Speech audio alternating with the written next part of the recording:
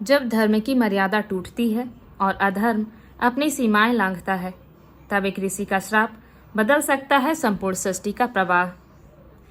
नमस्कार, स्वागत है आप सभी का रुचि ज्ञान Ganga audio book YouTube channel पर, जहां हम आपको ले चलते हैं आध्यात्मिक रहस्यों और देवी की महिमा से भरपूर the legend of the goddess book का हिंदी रूपांतरण की अद्भुत यात्रा पर, जिसके लेखक हैं ओम स्वामी जी। चलिए आरंभ करते हैं अध्याय 5 श्लोक या छंद 5, जिसका शीर्षक है ऋषि का श्राप। चंद्रां प्रभासां यशसा ज्वलन्ती श्रियं लोके देवजुष्टामुदारां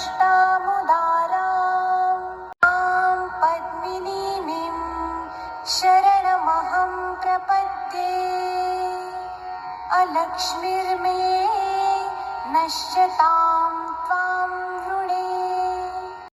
मेरा तेज सदैव और सभी अवस्थाओं में उत्कृष्ट है। मेरा तेज जो सदैव सक्रिय आनंदमय चेतना है, सदैव अतुलनीय रूप से उज्जवल है। तंत्र और वेदांत के विशेषज्ञ ऋषियों ने मुझे प्रभास कहा है। इस संसार में किसी व्यक्ति की विद्वता या दान आदि के कारण जो भी यश प्राप्त होता है, वह सब मेरा ही स्वरूप है। तुम्हें यह समझना चाहिए कि मैं ही समस्त यश, तेज और ऐश्वर्य का प्राप्त करता हूँ। इसलिए बुद्धिमान लोग मुझे यशस कहते हैं। इस संसार में महान ऋषियों के सभी उदात्त रहस्योद्घाटन तथा जीवन के उच्चतर और निम्नतर दोनों स्तरों पर लोगों की सभी क्षमताएं तथा गतिविधियां मुझसे ही आती हैं। इसके अलावा मैं मनुष्यों को जीवन में उनका सबसे बड़ा लक्ष्य अर्थात मुक्ति, जीवन मृत्यु के बंधन से मुक्ति प्रदान करता हूँ। इसलिए बुद्धिमान लोग मुझे उदार के नाम से जानते हैं। ओह देवल मेरे बेटे, तुमने क्या किया है? असित मुनि ने कहा। उनकी आवाज चिंता और भय से कांप रही थी। गंधर्व देवताओं की सेवा करते हैं और शिव के अलावा कोई नहीं उनकी रक्षा करता है। यह अच्छा नहीं लग रहा है। देवल मुनि किसी भी तरह से एक साधारण ऋषि नहीं थे। वे असाधारण विद्वान असित मुनि के पुत्र और पौराणिक ऋषि कश्यप के पोते थे, जो सप्त ऋषि के रूप में भी जाने जाने वाले 7 ऋषियों की शासी परिषद के एक लंबे समय तक मानद सदस्य थे। इसके अलावा देवल खुद एक महान तपस्वी और विद्वान थे। छोटी उम्र में उनकी विद्वता को व्यापक रूप से मान्यता प्राप्त थी और परिणाम स्वरूप वे ऋग्वेद में 20 श्लोकों के दृष्टा थे। अपने पिता का सम्मान करने के लिए उन्होंने असित मुनि को उन श्लोकों के लिए एक विकल्प दृष्टा के रूप में स्वीकार किया। देवल, असित और कश्यप के बीच उनके वंश का महत्वपूर्ण प्रभाव था, क्योंकि उनका गहरा राजनीतिक प्रभाव था। लेकिन आज देवल मुनि ने जो कुछ किया वह कोई राजनीतिक मुद्दा नहीं था जिसे कुछ तार खींचकर ठीक किया जा सकता था। नहीं, बिल्कुल नहीं। इसके बजाय अपनी तपस्या की शक्ति का उपयोग करते हुए उन्होंने गंधर्वों ने एक गंधर्व को श्राप दिया था। गंधर्व देवताओं के लिए दिव्य संगीत और मनोरंजन करता थे। मनोरंजन कला और हास्य के नाम पर उन्हें एक तरह की खुली छूट थी। अधिकांश लोग गंधर्वों के आचरण और तौर तरीकों को पसंद नहीं करते थे, क्योंकि शिव और देवताओं के संरक्षण में उनमें से कई अहंकारी और अभिमानी बन गए थे। उस शाम जब देवल मुनि अर्घ्य अर्पित कर रहे थे, एक गंधर्व सुंदर युवतियों के साथ नदी में मौज मस्ती कर रहा था। अपने आकर्षक चेहरे और मधुरतम गीत, पंछियों से मुकाबला करने वाली सुनहरी आवाज पर गर्व करते हुए वह जंगली उत्सव मना रहा था। जोर जोर से गाने और मजाक करने के बीच समूह शराब पीने और जामुन खाने के लिए रुकता था, फिर अपना उल्लासपूर्ण खेल फिर से शुरू कर देता था। इससे देवल परेशान हो गया, लेकिन वह अपनी प्रार्थना के लिए आया था और इसलिए बस अपने काम से काम रखना चाहता था। गंधर्व ने ऋषि की उपस्थिति के प्रति कोई सम्मान नहीं दिखाया, जो भयानक तो था लेकिन अवैध नहीं था। उपद्रव बढ़ता गया। कुछ ही देर में हुहु नामक गंधर्व ने देवल की टांग खींची और उसे नदी के गहरे छोर पर खींच लिया। दीप्तिमान मुनि को आहुति देते देख अधिकांश गंधर्व दूसरे स्थान पर चले जाते, लेकिन हुहु नहीं। इसके बजाय वह न केवल वहीं रुका बल्कि ऋषि के साथ मजाक भी किया, यह सोचकर कि उसे मगरमच्छ ने फंसा लिया है। देवल मुनि विशेष रूप से घबरा गया, लेकिन जैसे ही उसने अपना सिर पानी से ऊपर उठाया और हुहू को हंसते हुए ऊपर आते देखा, वह खुद पर काबू नहीं रख पाया।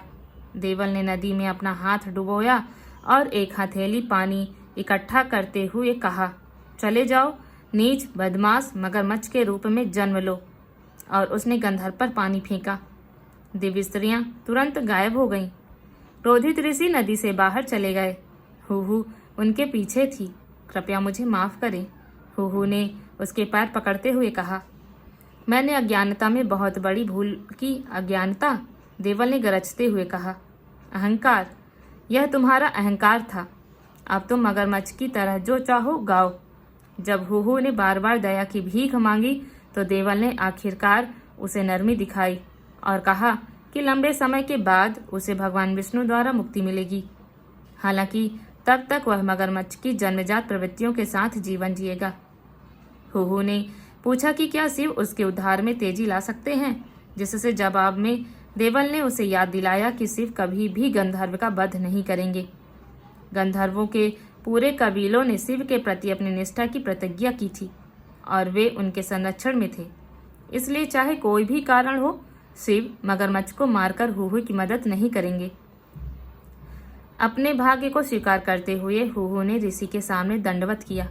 यह गंधर्व के रूप में उनका अंतिम साष्टांग प्रणाम था, क्योंकि उन्होंने जल्द ही खुद को नदी में पेट के बल रेंगते हुए पाया। और फिर दूसरे किनारे पर जब देवल घर पहुंचे तो उन्होंने अपने पिता असित मुनि को कहानी सुनाई, जिन्होंने गहरी चिंता व्यक्त की। मुनि ने निष्कर्ष निकाला कि देवल ने भी जल्दबाजी और क्रोध, यहाँ तक कि अहंकार में काम किया था। पहले तो देवल ने तर्क देने की कोशिश की कि उसने हुहू पर यह श्राप इसलिए लगाया क्योंकि उसकी पवित्र प्रार्थना के बीच में उसे रोक दिया गया था। लेकिन जल्द ही उसे अपने पिता का दृष्टिकोण समझ में आ गया। देवल की तपस्या और ज्ञान का क्या फायदा अगर उसके पास एक ऋषि की सहनशीलता नहीं थी। धैर्यवान और क्षमाशील होना असित के अनुसार यह सही विकल्प था, खास तौर पर इस तथ्य को ध्यान में रखते हुए कि जब देवल वहां पहुंचे तो हुहू पहले से ही नदी में खेल रहा था। उन्होंने कहा कि देवल को दूसरी जगह पर जाना चाहिए था। इसके दूरगामी परिणाम होंगे, असित मुनि ने घोषणा की। किस तरह के? देवल अब चिंतित होने लगे थे। विष्णु को परेशान करने की कोई जरूरत नहीं थी, असित ने कहा। हुहू अंततः मगरमच्छ के रूप में मर जाता और गंधर्व के रूप में पुनर्जन्म लेता। लेकिन यह कहकर कि विष्णु उसे मुक्ति दिलाएंगे, आपने तीसरे खिलाड़ी को शामिल कर लिया है। आखिरकार विष्णु बिना किसी कारण के मगरमच्छ को नहीं मारेंगे। इसके अलावा हुहू मगरमच्छ के रूप में विष्णु के निवास स्थान बैकुंठ से बहुत दूर रहता है। असित ने कुछ मिनटों के लिए दूसरी ओर देखा, जैसे कि भविष्य में झांक रहा हो, जबकि देवल सिर झुकाए हुए मौन में खड़ा था। देखो बेटा, असित मुनि ने अंत में कहा, मैं बता सकता हूँ कि क्या होने वाला है। हुहू पहले ही भूल चुका है कि वह कभी मधुर गंधर्व था जो अपनी आवाज से पत्थरों और चट्टानों को पिघला देता था। मगर मगरमच्छ के रूप में वह विष्णु के भक्त पर हमला करने जा रहा है जो उसे पुकारेगा। विष्णु अपने भक्त को बचाने के लिए आएंगे और अपने चक्र से मगरमच्छ का वध करेंगे। यह देवी माँ श्री को अच्छा नहीं लगेगा। वैसे भी ब्राह्मणों ने उसे खुश करने के लिए बहुत कुछ नहीं किया है, लेकिन यह उसे अच्छा क्यों नहीं लगेगा? देवल ने पूरी तरह से हैरान होकर पूछा। क्योंकि जब भी विष्णु अपना चक्र चलाते हैं तो उनकी उंगली कट जाती है और खून बहने लगता है। उस चोट को ठीक होने में कुछ समय लगता है। देवी माँ को यह असहनीय लगता है कि हमेशा दयालु और कोमल भगवान विष्णु को उस दर्द से गुजरना पड़ता है, खासकर इस मामले में जब घटनाएं प्राकृतिक क्रम से नहीं हो रही हैं, बल्कि एक युवा ऋषि के श्राप के कारण हो रही हैं, जो अपनी भावनाओं को नियंत्रित नहीं कर सकता था और अपनी अस्वीकृति और नाराजगी व्यक्त करने के लिए वह अपराधी से दूर चली जाती हैं। दूसरे शब्दों में, हमारी आने वाली पीढ़ियां सभी भौतिक संपदा, सफलता और सुख सुविधाओं से वंचित होंगी। देवल अपने पिता के चरणों में गिर पड़ा, यह महसूस करते हुए कि उसकी गलती के परिणाम उनकी समझ की सीमाओं से बहुत आगे तक फैले हुए थे। लेकिन आप समय को वापस नहीं ला सकते। आप शब्दों को वापस नहीं ला सकते। असित मुनि की दूरदर्शिता उनकी अंतर्दृष्टि जितनी ही बेदाग थी। कई साल बाद नदी में पानी पीते समय एक हाथी को मगरमच्छ ने पकड़ लिया। कोई और नहीं बल्कि हुहु। गहरी पीड़ा में हाथी ने भगवान विष्णु को पुकारा। उसकी दुर्दशा देखकर भगवान विष्णु अपने वाहन गरुड़ पर सवार होकर धरती पर उतरे और मगरमच्छ पर अपना चक्र चलाया, जिससे वह तुरंत मर गया, जैसा कि असित मुनि ने भविष्यवाणी की थी। भगवान विष्णु की पतली और कोमल तर्जनी उंगली चक्र से कट गई और उनके लौटने पर देवी माँ ने पाया कि असली अपराधी देवल है। लेकिन वर्तमान में चूंकि असित मुनि ने पहले ही इन घटनाओं का पूर्वानुमान लगा लिया था, इसलिए वे जल्दी से अपनी पत्नी एकपर्णा और अपने बेटे को छोड़कर अपने पिता कश्यप मुनि से मिलने चले गए। कश्यप मुनि ने कहा, यह मुश्किल है, इसमें कोई संदेह नहीं है। उन्हें अपने पोते देवल से बहुत लगाव था, लेकिन अब समय आ गया है कि एकपर्णा की तपस्या भी फल देगी। एकपर्णा एक कट्टर तपस्वी और सर्वोच्च देवी दुर्गा की भक्त थी। एक अन्य जन्म में जब देवी ने स्वयं शिव को प्राप्त करने के लिए कठोर तपस्या की थी, तो उसने केवल सूखे पत्तों पर्णा पर निर्वाह किया था और अंततः उन्हें भी त्याग दिया था। ऐसी कठोर तपस्या के लिए उसे अपर्णा नाम दिया गया था, जो बिना पत्तों के रहती थी। असित मुनि की पत्नी ने अपने पालन पोषण के हिस्से के रूप में प्रतिदिन केवल एक पत्ते पर निर्वाह करके मानव जाति के लिए अज्ञात कठोर तपस्या की थी। उसकी भक्ति और दृढ़ संकल्प से प्रसन्न होकर माँ दुर्गा ने स्वयं उसे एकपर्णा की उपाधि दी थी, वह जो एक पत्ते पर जीवित रहती थी। कश्यप जानते थे कि अब उस कार्ड का उपयोग करने का समय आ गया है। उन्होंने असित मुनि को विष्णु से मिलने की सलाह दी और विशेष रूप से श्री के रूप में देवी माँ को बुलाने का एक ठोस तरीका पूछा, ताकि उनकी कृपा और आशीर्वाद हमेशा उनके पूरे कुल पर बना रहे। एक पल भी न चूकते हुए असित मुनि बैकुंठ के लिए रवाना हो गए। कितना सुखद आश्चर्य, विष्णु ने मुस्कुराते हुए कहा, जैसे ही उन्होंने ऋषि को देखा। हे भगवान मधुसूदन, ऋषि ने कहा, आपके भक्तों को आपकी मुस्कान बहुत पसंद है, लेकिन यह मुझे चिंतित करती है। यह मुस्कान मुझे न केवल यह बताती है कि आप जानते हैं कि क्या हुआ है, बल्कि यह भी कि अगर आप मुझे कोई रास्ता नहीं बताते हैं तो मेरे वंश पर क्या विपत्ति आ सकती है। कृपया मुझे बताएं कि मैं देवी को कैसे प्रसन्न कर सकता हूँ और दुर्भाग्य को कैसे टाल सकता हूँ। विष्णु ने हंसते हुए कहा, तुम इससे बेहतर समय पर नहीं आ सकते थे। वह समुद्र मंथन के बाद धीरे धीरे दुनिया के सामने प्रकट हो रही हैं। हमारे पुत्रों ने उसके ध्वनि रूप में पहले 4 श्लोकों का आवाहन किया है, जिन्हें श्री सूक्तम के नाम से जाना जाता है। अब समय आ गया है कि आप जैसे विद्वान ऋषियों को भी यह प्राप्त हो। बस 5वां श्लोक जीवित कर दो और वह तुमसे प्रसन्न हो जाएंगी। और इसलिए भगवान विष्णु ने 5वां श्लोक सीधे असित मुनि को प्रदान किया। चंद्र प्रभासाम यशसा ज्वलिंतम श्रियाम लोके देवजुष्टा मुदारम ईतम पद्मनी शरण हम प्रपद्ये लक्ष्मीर्मे नाश्यताम त्वाम व्रणे।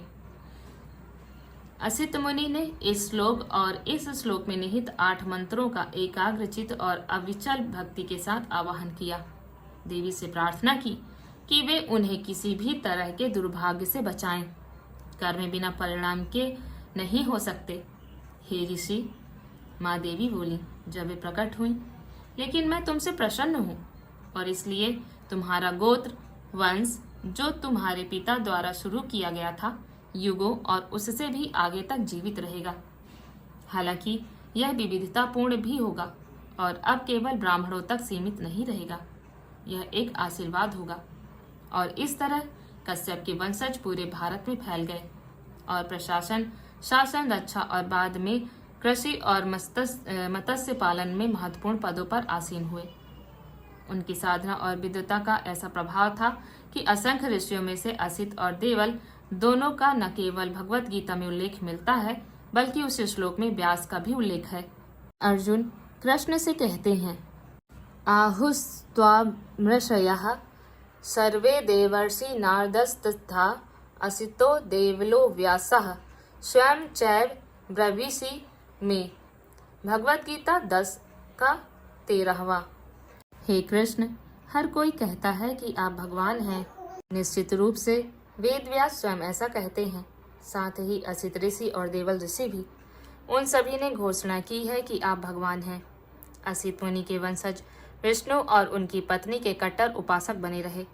वास्तव में भागवत पुराण के अनुसार असित मुनि पहले व्यक्ति थे जिन्होंने शिशु कृष्ण को भगवान घोषित किया था।